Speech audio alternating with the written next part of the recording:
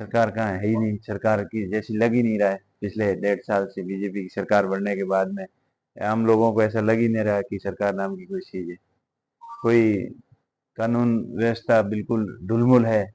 अपराधियों के अंदर एकदम भय होना चाहिए, वो भय की जगह एकदम विश्वास है, कॉन्फिडेंस के साथ में कोई भी क्राइम बढ़ता जा रहा है और सरकार नाम की कोई चीज ही नहीं है, ऐसा प्रतीत हो रहा है पूरे राजस्थान में। सबसे ज्यादा बिजली का प्रोडक्शन यहाँ हो रहा है, लेकिन वो दूसरे स्टेट के अंदर जा रही है पावर ग्रिड के माध्यम से।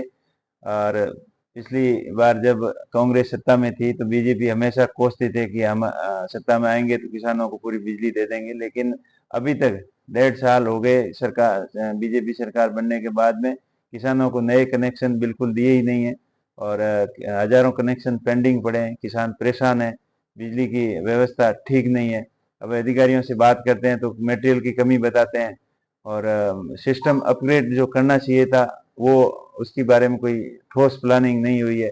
जो नए जीएसएस बन रहे थे, निर्माणाधीन थे, वो भी अभी अधूरे पड़े हैं, पूरे नहीं हुए हैं। इसकी वजह से पूरे किसान परेशान हैं और घरेलू बिजली के कनेक्शन जो वंचित रह गए थे पहले की योजना, जो दीनदयाल योजना थी और उससे जो वंचित रह गए थे उनके लिए अभी डीपीआर बनी है बता रहे हैं, लेकिन काम शुरू हुआ नहीं है।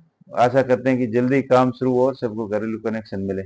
जल जीवन मिशन की स्थिति तो बहुत खराब है। सरकार के मतलब हजारों करोड़ रुपए बर्बाद हुए हैं। मीठे पानी हर घर तक स्वच्छ पानी पहुंचाने की सरकार की प्लानिंग है, लेकिन पानी पहुंचेगा कैसे ये किसी को पता नहीं है।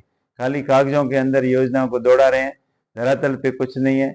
कनेक्शन जहाँ भी हुए हैं उसमें पानी का अता पता नहीं है और जहाँ हो रहे हैं वहाँ 100% कनेक्शन की बात कर रहे हैं, लेकिन 20-25% कनेक्शन घर वंचित रह रहे हैं। वो लोग भी परेशान है कि हम जुड़े नहीं। तो हम बात करते हैं कि आप तो जुड़े, उनका क्या हुआ? तो एक बार जुड़ तो जाए, जब भी उनके पानी आएगा तो हमारे आएगा।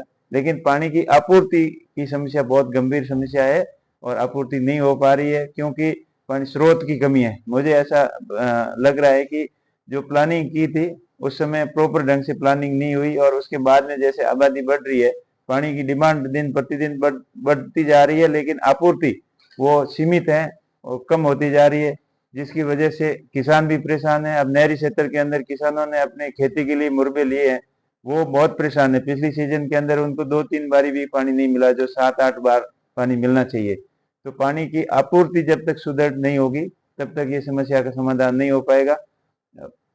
मैंने कई बार मीटिंगों में ये बात रखी और पार्लियामेंट में भी मुद्दा रखा कि इन नहरों की कैपेसिटी आप बढ़ाएं। जैसे इंदिरा गांधी नहर है, नर्मदा नहर है, इसके बांध स्टोरेज की कैपेसिटी बढ़ाएंगे और पानी की जब आपूर्ति बढ़ाएंगे तभी इस समस्या का समाधान हो पाएगा। नहीं, बाबरवाला में आपको खुशखबरी सुनाता हूँ। मैंने जो प्रयास किया, 2 बार पार्लियामेंट के अंदर मुद्दा उठाया और कई बार कमेटियों के अंदर भी इस मामला रखा। रेल मंत्री जी से भी मिला था और चेयरमैन बोर्ड उससे भी मिले थे, मीटिंग हुई थी और उसके बावजूद अभी 9.5 करोड़ रुपए की बजट की घोषणा हुई है। सर्वे का काम शुरू हो गया है और इसकी सर्वे जो फिजिबिलिटी सर्वे है वो काम अभी टेंडर हो गया, चल रहा है और आने वाले समय में नेक्स्ट बजट के अंदर इसकी बजट घोषणा होने की भी पूरी संभावना है और आशा करते हैं कि वर्षों पुराना मुद्दा है, उसके ऊपर अपने को सफलता। बोले इसका सर्वे का काम शुरू हो गया है तो आशा फिर से जगी है कि पिछली बार सर्वे वगैरह हो गया था, फिजिबिलिटी रिपोर्ट भी बन गई थी, पर लास्ट में बजट सैंक्शन इसलिए नहीं किया कि इसकी वायबिलिटी नहीं बन रही है, कि इसका खर्चा ज्यादा है, इनकम कम है। फिर इस बार ऑपरेशन सिंदूर हुआ था और उससे पहले भी कई बार महसूस किया कि सुरक्षा की दृष्टि से भी ये बहुत ही इम्पोर्टेंट है लाइन, तो इसको मद्देनजर रखते हुए सरकार ने दोबारा मन बनाया। हमने कई बार मांग की और उनको समझाया कि कितना इम्पोर्टेंट है इस लाइन का होना, क्योंकि गुजरात और दक्षिण भारत से पूरी कनेक्टिविटी इस लाइन के माध्यम से होगी। अभी आप बसों की बात कर रहे थे कि यहाँ से कम बाड़मेर और जैसलमेर सांसोर से कम रोज की सैकड़ों बसें जाती है और प्राइवेट व्हीकल से लोगों को जाना पड़ता है। जैसे बीमार होते हैं वो भी अहमदाबाद की तरफ इलाज के लिए जाते हैं, मजदूरी के लिए जाते हैं, व्यापार के लिए जाते हैं, तो बहुत समस्या है। तो इस लाइन की डिमांड काफी 30-40 सालों से हो रही है, तो अभी आशा है कि ये काम जल्दी शुरू हो।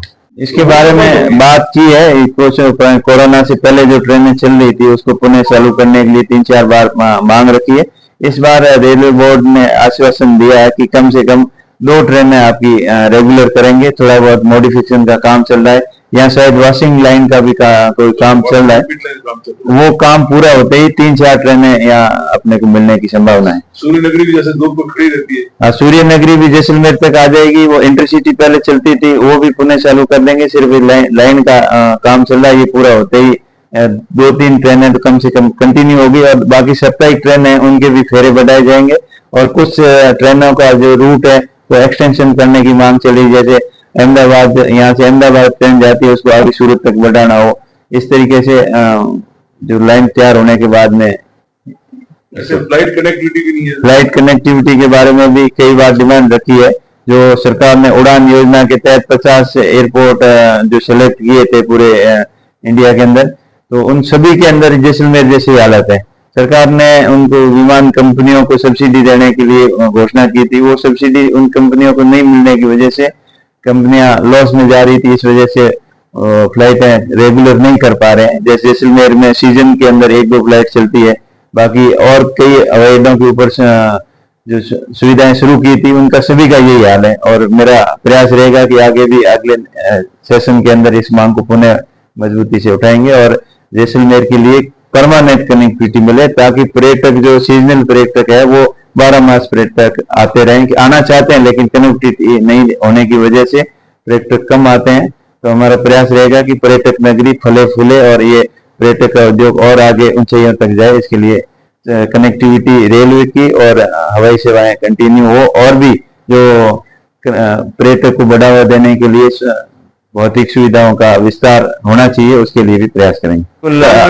आपका बात से मैं बिल्कुल सहमत हूँ। इस बार हरदीप पुरी जी के साथ में हमारी मीटिंग हुई थी, मैं पेट्रोलियम कमेटी का भी मेंबर हूँ, तो उसमें इस मुद्दे को मजबूती से रखा था। जो भारत सरकार ने ब्लॉक आवंटन की है, कई कंपनियां इंटरेस्ट नहीं ले रही है, तो मंत्री जी ने बोला है कि जो कंपनियां इंटरेस्ट नहीं ले रही है इसके बारे में उनके ब्लॉक निरस्त करके नए जो इच्छुक काम करने के लिए कंपनियां है उनको देंगे और इसमें तेजी लाएंगे डिस्कवरी में।